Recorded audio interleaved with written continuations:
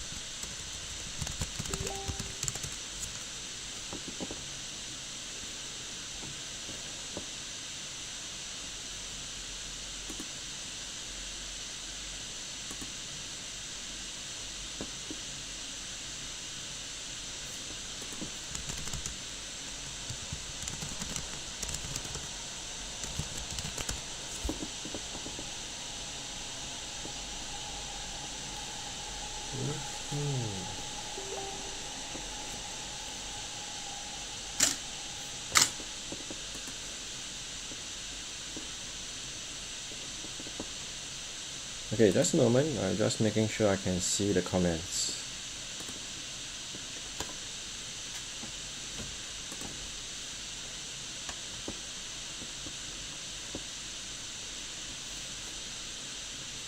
Okay, hi everyone. Can you hear me? Please say something.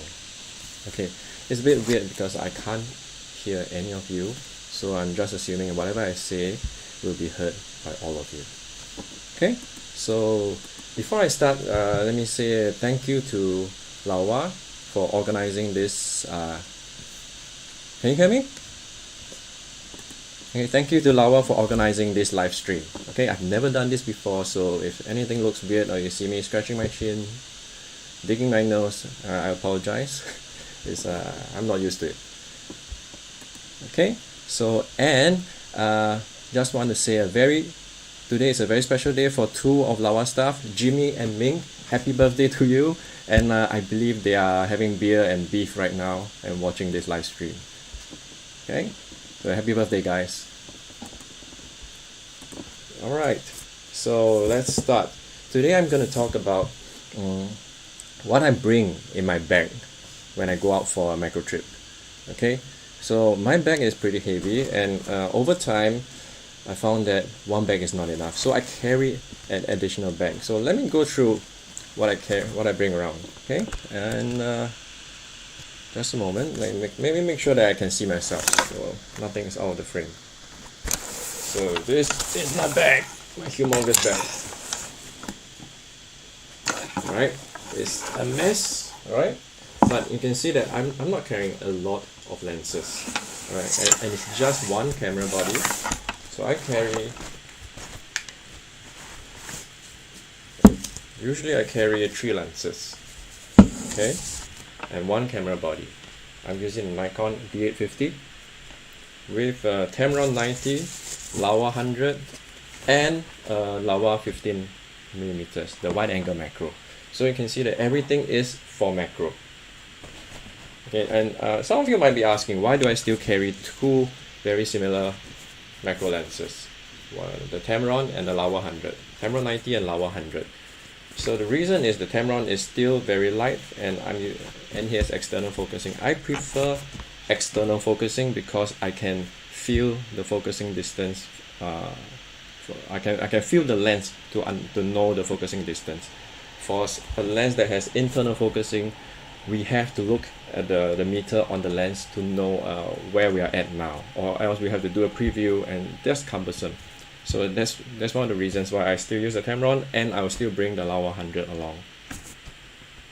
Okay, that's for lenses, and of course the 15mm Laowa is for wide angle macro, and I think some of you may be familiar with some of my work that I'm using CCTV fisheye, which is like this. Okay, so this is something that I'll add on to the Laowa 100 when I want to do ultra wide angle macro. This is something I was hoping that Laowa would be developing on, something that's much easier to use rather than some mishmash DIY work. Okay, so in any case, I'll just very quickly show how I attach the lens. Oops.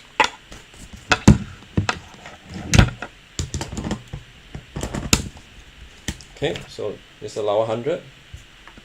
This is the 2x lens.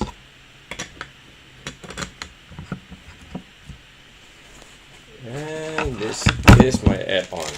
This is my CCTV add-on.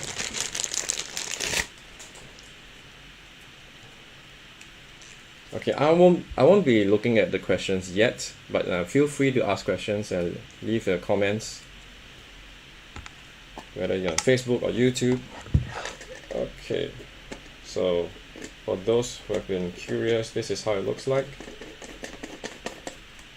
Okay, so why do I like this? Is because the front element is really small. Okay, just about slightly over 1 centimeter. Okay? It allows me to go really close to the subject and allows me to light up the subject really well.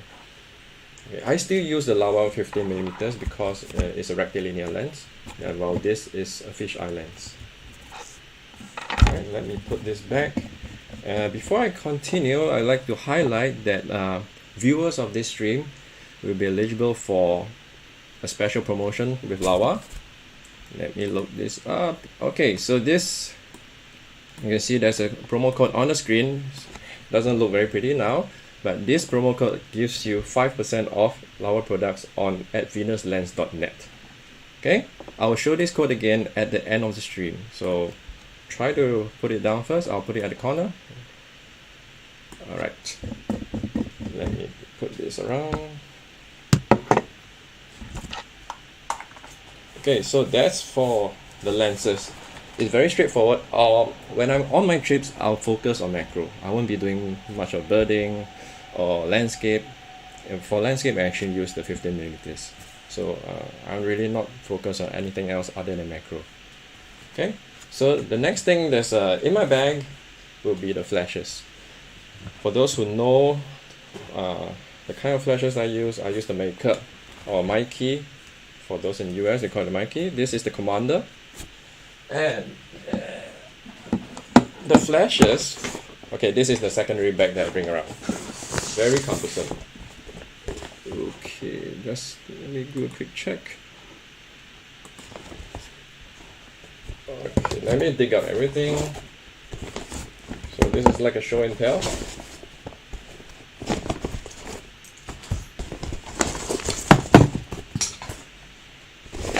Okay, that's it. That's it here. Okay, so what you see here, okay, the two soft boxes, and I've tied two tiny little flashes inside. Okay, why do I need so many? I'm not using them at full power. I'm using it at about a quarter of a power. A quarter of a power so that it allows me to shoot at a faster rate with a faster recycling time. Okay, so I have 4 flashes. This allows me to shoot at a faster rate with a faster recycling time, a shorter recycling time. Okay, So if you want to find out where to get these softboxes, you can probably find them on eBay or Amazon. Just look for softboxes and look for something of a similar shape. So something that's a DIY that I've done is that if you notice, if you look over here, okay, because this is a collapsible softbox, they're not really done very well. So I have to do a bit of cutting. I have to cut the corners. It sounds weird that I have to cut the corners, but this is to ensure that the softbox pops up properly. I also have some plastic sticks here. Okay, I inserted some plastic sticks inside to make sure that they prop up really well. Okay, if you don't do that, out in the field you see that your flash boxes will be collapsing and they will not be as effective. Okay, that's it for flashes. If you have any questions, just post them, put them in the comment section. I'll come back to them afterwards. Okay, I have to find a place to put my stuff. Alright, so how do I mount the flashes? I'm using the Photo Pro DMM903S. Okay, there are two versions. Okay, many years ago there's a DMM903 and a lot of them loved it so much, but they kept breaking. So then it came out with a new version, 903S, DMM903S, and it lasts much longer. So I've been using them for at least 2 or 3 years, and those who know me will know that I really abuse them. Okay, imagine I'm putting 4 flashes on them, 2 flashes on each arm, okay, and swinging them around all night, every week for about 4 to 6 hours. Okay, so these are the flash arms that I'm using. Okay, and then this is my diffuser, very simple diffuser. A lot of people have been asking what's the material I use. Alright, it's nothing fancy. I just buy them from a dollar shop. It's a chopping board with packing foam pasted over it. Okay, the chopping board is a flexible chopping board that holds it upright, and the packing foam helps to diffuse the light a little bit more. Okay, otherwise the chopping board itself allows too much light to shine through. Right? So there are a lot of people out there who are using very elaborate soft boxes. Okay, those will work better actually. So why do I still carry so many flashes and just one flimsy little thing here? Okay, one thing is it's easier to pack. Okay, I prefer to do it that way, and it's flexible. It's more flexible for me to shoot different subjects on from different angles. So I like to shoot spiders on the web, okay, in situ. So I try not to bring them down to photograph. I like to shoot them on the web, and if the spider is on the tree trunk, okay, let me show you an example. Okay, just a moment.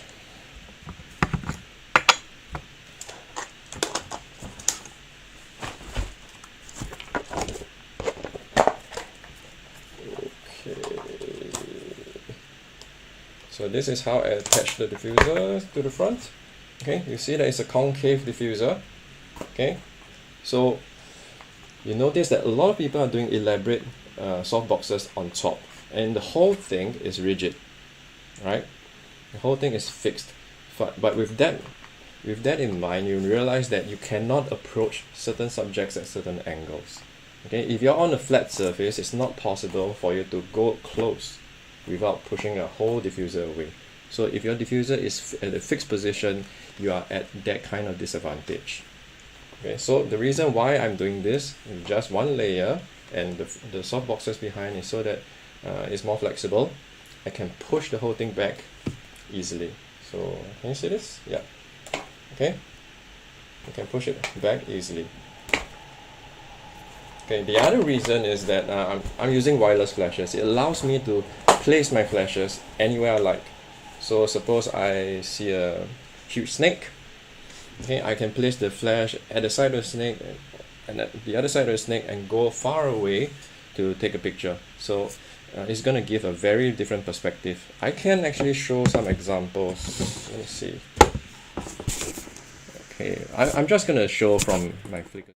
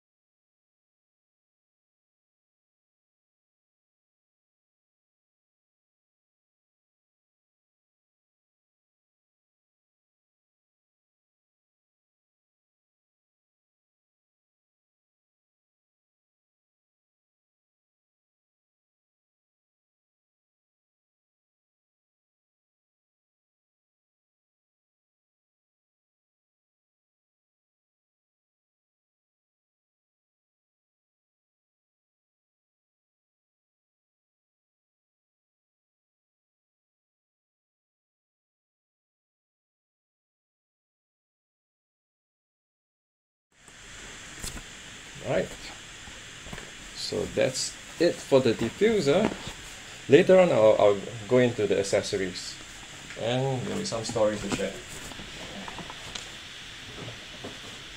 I do bring additional diffusers because it's quite easy to drop them. As we walk around the jungle, sometimes we'll just drop the diffuser, and I really don't want to walk another 3 kilometers back to hunt for my diffuser, so I always bring spares. Right? Alright, so this is how my flash looks like. Yep. Okay, so I carry 5 or 6 flashes along with me on the field trip. 4 of them are mounted on the camera, and I have 2 others, 1 or 2 others that's in my bag. I'll use them for backlighting. So whenever I have to show you.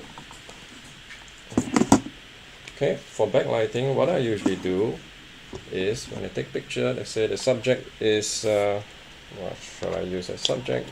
Suppose this is the subject. What I do is this. Okay, so you notice that the light, and there's the camera, I'm shooting at this subject, and there will not be any frontal flash, but the flash behind will light up the subject over here. Okay. Okay, you may have more questions about backlighting, and you can ask them afterwards. Just a moment. Okay, now I'm going on to accessories. What I like to do is I'll always have a focusing light. Okay, even when it's in the day, it helps a lot in focusing and getting to see your subjects, and especially for DSLRs. Okay.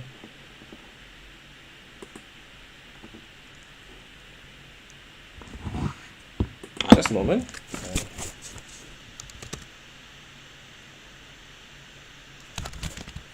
Okay, just a moment, let me see.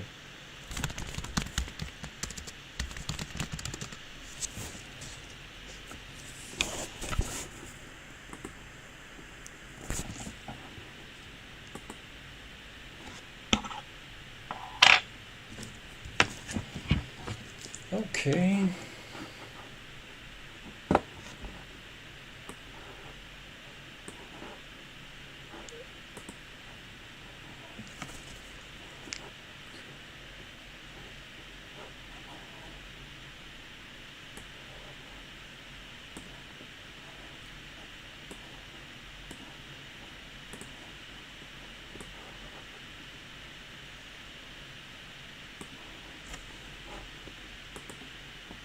Can you all hear me?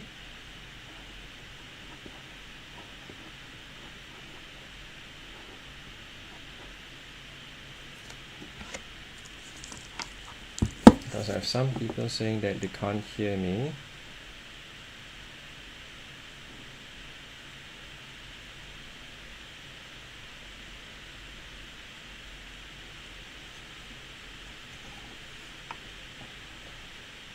Okay, now it's okay?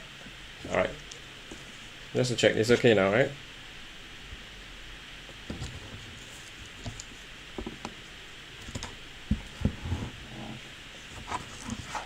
Okay, so next I was talking about...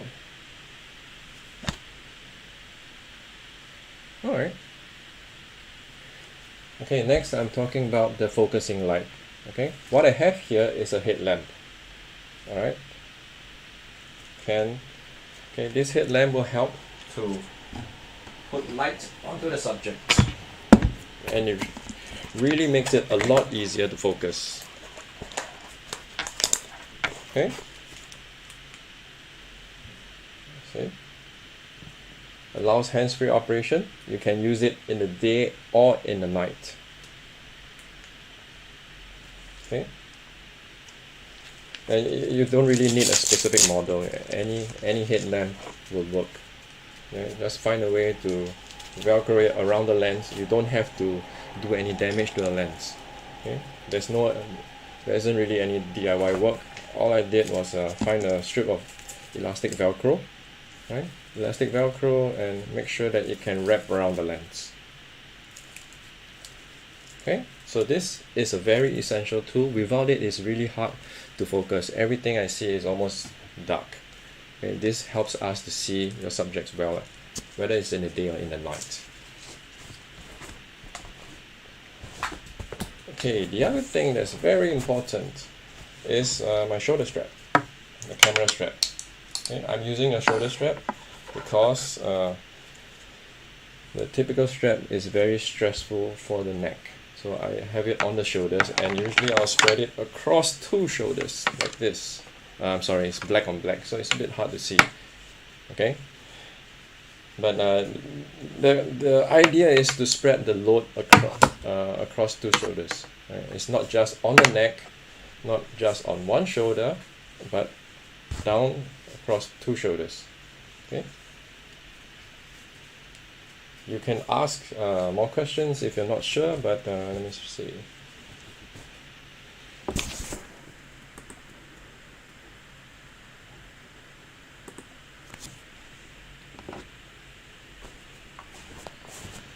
Okay. And next, and something very important as well, is a fan. As I bring a fan out to the jungle, to the field, to the forest, and the last time when some of my friends saw it, they were saying, "Nah, don't be a pussy, you're going to the jungle, don't bring a fan." But after they stood beside me for a while, they realized that it really helps a lot. So it's not just about keeping yourself cool. For me, what I do is I position the fan here on the shoulder strap. Okay, when I'm carrying my backpack, I'll just position it here so it's always blowing in front of my face. Not directly in the face, but in front of my face. It blows away mosquitoes, it keeps the glasses from fogging up, and is very helpful for tropical rainforests, for places that are really humid. Okay. Alright. So this is just a very simple hand fan. Okay. Just get it from gadget shops. In fact, I have a lot of them, at least 5 or 6 of them, because if anyone fails, I have another one, a spare. Okay, so if I set this at the low setting, I can let it run for 4 to 5 hours straight. Okay, it just runs all the way. So 4 to 5 hours is quite okay for a single field trip. And after that, I'll just switch batteries for the next session. Okay, oh yes, the fan is held together by a holster. This holster is actually a flashlight holster or a torch holster, depending on which country you're from. Okay, you don't really have to get something like this. You find your own ways to attach the fan to your shoulder, to your back, or anywhere to point it towards somewhere near your face. Okay, don't point it directly in your face because you're gonna get a cold. Okay, if you're sweating and then you have a fan in your face, you will get a cold, and you get a runny nose by the end of your trip. Okay, so next things are supplies. Let me put this down. Alright, so because I'm carrying about 6 flashes, I need a lot of batteries. Okay, so I keep my batteries in this kind of zip bags, plastic zip bags. Alright, I have a lot of them, mostly from medication, from electronics, and they always come with all this that I don't really use, so they come in handy when I put them inside, so I know which batch has been used. I can keep all together in one batch rather than dumping them all into the bag. Okay, this is very handy.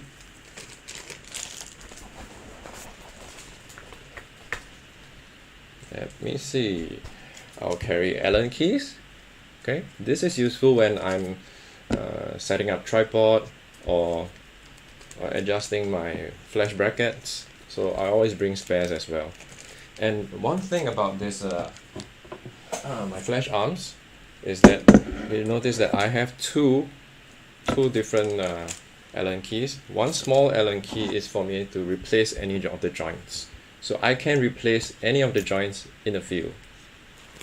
Okay, you notice that I can remove the joints.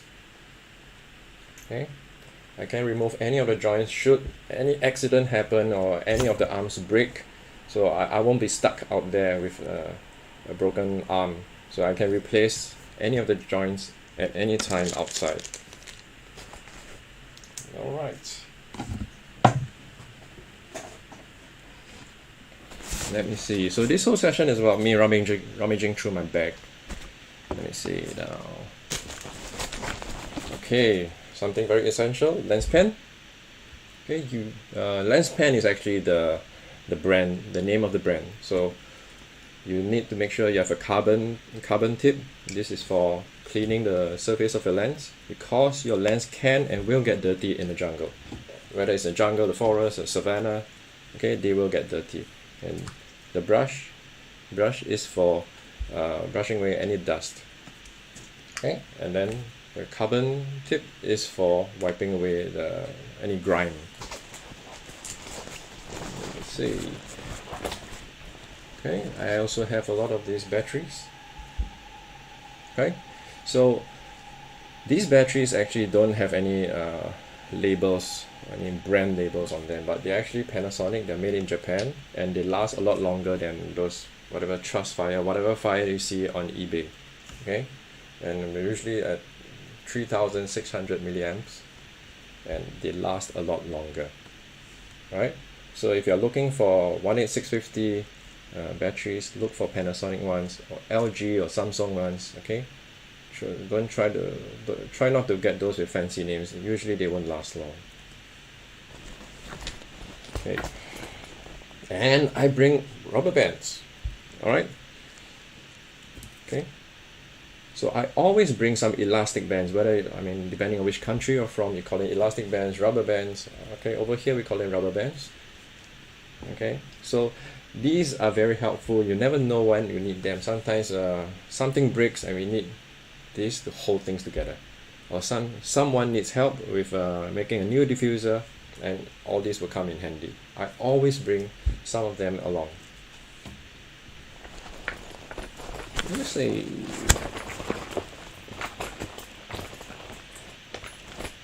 Not so much. Okay, now let's look at the side. Okay, I also bring a tripod. Okay, most of you will know that I almost exclusively do handheld work now. So why do I still bring a tripod? Okay, I'm using this tripod for ultraviolet photography. Okay, because for UV exposures, most of the time we will need extended exposure.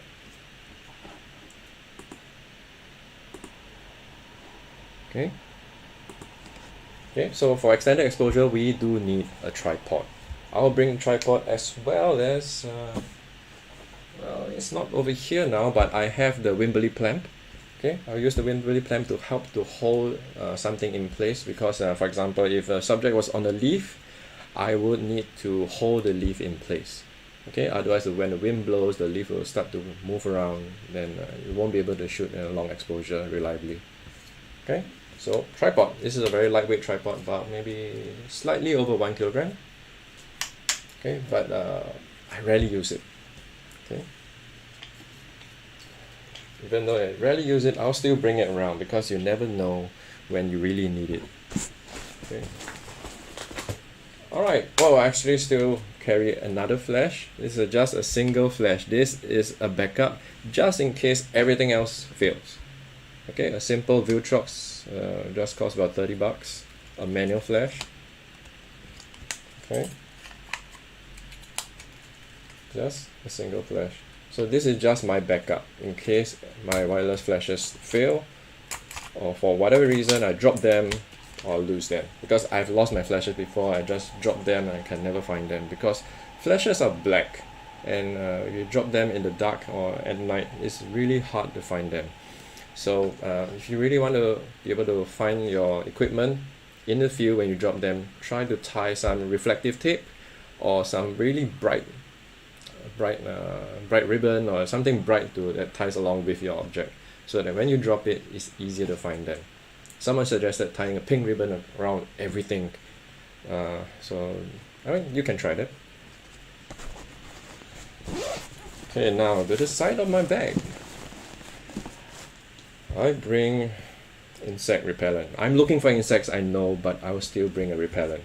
Alright, because it's not fun to have mosquitoes buzzing all around you and getting bites from mosquitoes. Mosquitoes are still vectors of many diseases.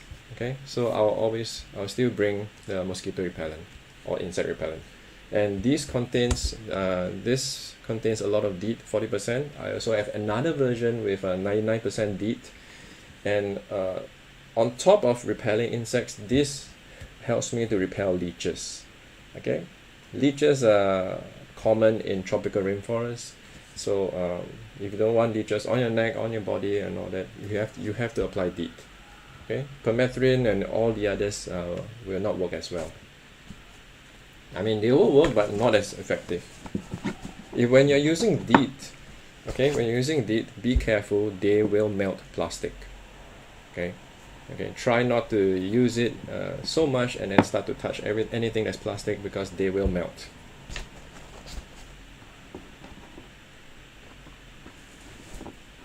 Alright. Okay, so this is one of the important ones. This is a UV light. Okay, UV flashlight. This is what I'm using. It's 365 nanometers, and you see it's just a very dim light. Okay, so I'm using this at night to check for UV fluorescence in almost all the subjects. So we roughly know what kind of subjects will fluoresce. So whenever we see something new, we'll just try and then shine and see what works and what doesn't work. Okay, so this is a bit odd, because I bring this is just a neck rub in case I get a sore back or sore shoulder, so I bring a neck rub.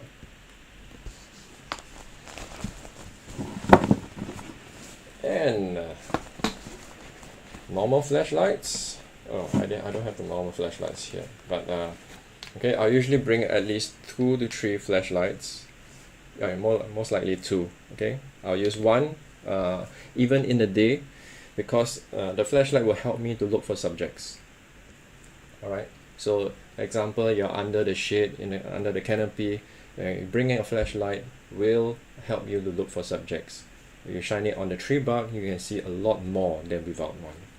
Alright, so I always bring at least 2, one for a backup.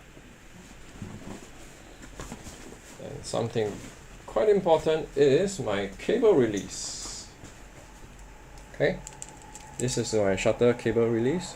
This will be helpful whenever I'm doing any long exposure, in particular ultraviolet photography. So when I'm shooting ultraviolet photography, it can range from 5 seconds to 10 or 20 seconds. It depends on the size of the subject, it depends on the brightness of the fluorescence, and it depends on whether the subject will move. Okay, if the subject is moving, I really have to down it to like half a second or even faster, and use a higher ISO. Okay, so that's almost about it. That's almost everything I have in my bag. Let me see. So before I continue, do I have any questions at all? I don't know whether I can see myself.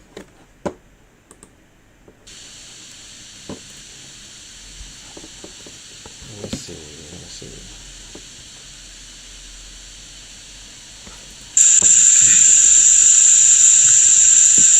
Am I able to see anyone with questions or comments?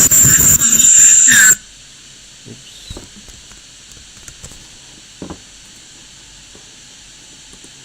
If not, just a reminder that the first 20 viewers of the live stream will be able to see this code. Okay, I mean the first 20 users or customers at venuslens.net will be able to use this code on the screen right here for a 5% discount at their website. There's no minimum order, no maximum order, just 5% discount. And it will be valid for a week from now.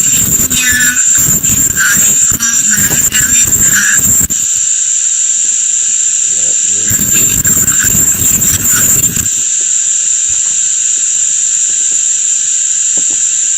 so yes, anyone have any questions? If you have any questions, just put on the comment section. So I can talk about any particular genre of or describe how I took any of the pictures.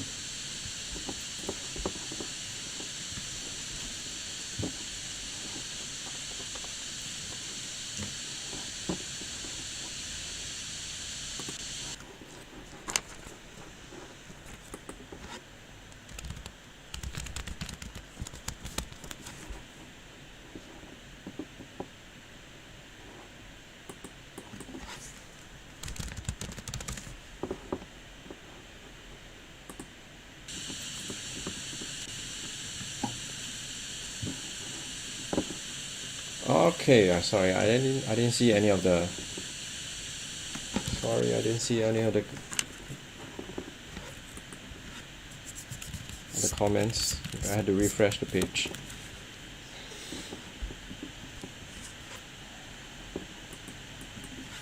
Okay, so Bernardo was asking, do I protect my eyes during UV photography? The answer is no, but we should.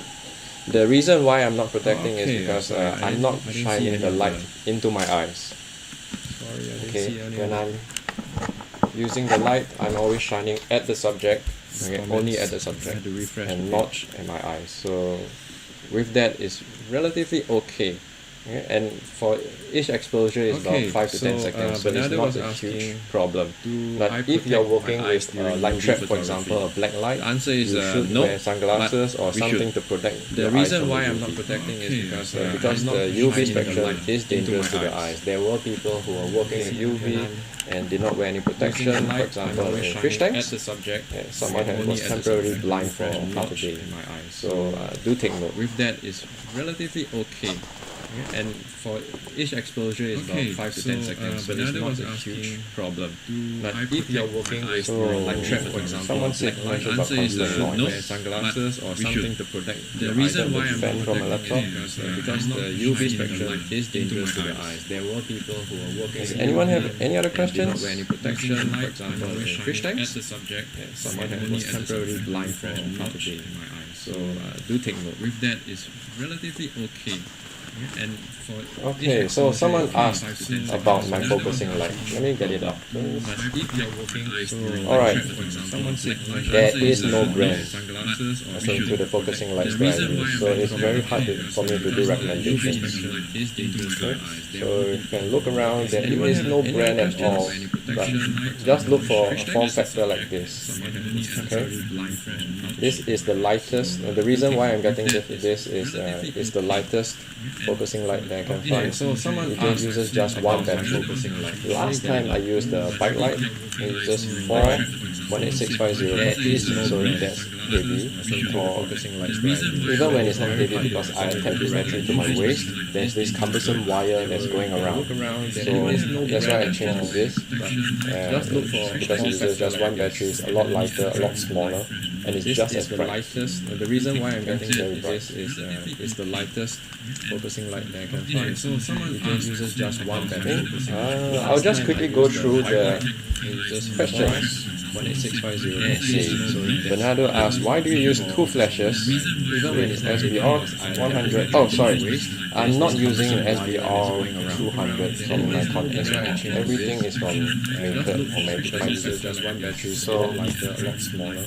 And it's just as bright. Okay, for this thing, okay, these two flashes look like they're from Nikon, but actually the Maker ones, Nike ones. I'll just quickly go through interestingly enough, MK MT24 why do you use two flashes? confuses you absolutely because that's the model for the Canon version I'm not using of three flashes. Okay, but it looks like Nikon flashes. Okay, so you search online for MK-MT24. these are the wireless flashes. They're better than the Nikon one because they're using radio frequency and not using infrared. With infrared, you need a line of sight. And radio frequency, it doesn't matter how you position your flashes, they will fire. So my hit rate increases by a lot when I'm using this. Okay, but it looks like Nikon flashes. Okay, so you search online for MK-ME24. Okay, Lucifer was asking, what's the weight of my bag? I don't know, but it's heavy. It's very heavy. I'm always thinking of how to reduce the weight, but each time I reduce the weight, I would find myself needing that equipment that I remove. So, I mean, go with no regrets, I'll just bring everything that I need. The highest chance that I would. So, for example, I bring my tripod, 70% of the time I won't use it. So I'll just bring it along up to another country and back, but the tripod's not touched at all. Very heavy. Infrared, I'm always thinking of how to reduce the weight, but each time I reduce the weight, I would find myself needing that equipment that I remove. So, I mean, go with no regrets. Brandon has a question for Laowa about whether they release a 5X. For example, I bring my tripod. So I think I have to let them just bring it along up to another country. I should not be the one announcing any new lenses. But Yenny has already replied that there will be a 2X macro for Micro Four Third very soon. Okay? And obviously it's going to be a very small lens, very tiny lens for Micro Four Third. Whether they release a 5X, for example, I bring my tripod. So 70% of the time I have to let them just bring it along. Okay, so Trisha Lin from YouTube was asking that will I scare the subject off and then put the flashes beside the subject? There will be a 2X. There's always the chance. Right? There's always a chance. So we have to be very careful. Don't just throw the flash next to the subject. Move very slowly. Okay, approach the subject from far. Leave the flashes from a distance first.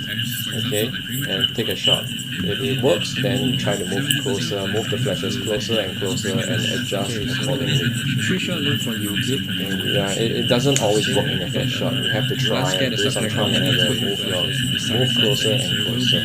There's always the chance. But if it's a subject that I know will not jump, will not run, will not fly, then I'll just go as close as I can. Approach the subject from far. Leave the flashes from a distance first. Okay, and take a shot. Any other questions? Then try to move closer, move the flashes closer and closer and adjust accordingly.